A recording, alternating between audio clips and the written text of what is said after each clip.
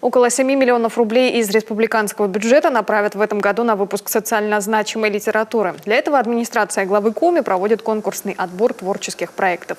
Выдвинуть работы могут издательства и издающие организации региона с согласия правообладателей произведений. Получить поддержку на выпуск книг можно по двум программам. Для участия в одной из них к заявке необходимо приложить готовый макет книги в электронном варианте, смету затрат на издание, аннотацию, справку об авторе. Поддержка проектов победителей на 98% покроет затраты на выпуск книги в свет. Подать заявку можно до 20 апреля. На втором этапе конкурсные работы будут рассмотрены экспертным советом, в состав которого входят книгоиздатели, литераторы и библиотекари. Решение будет принято в конце июня.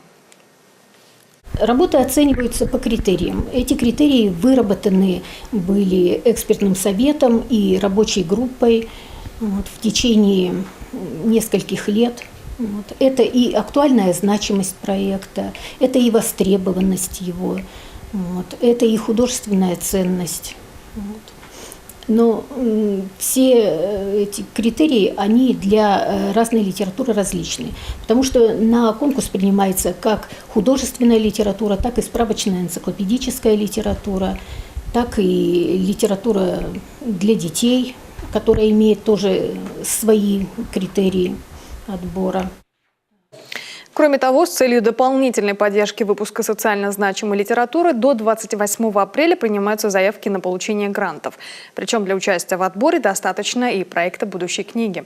Условия и сроки проведения конкурса, требования к участникам и оформлению заявок размещены на сайте администрации главы.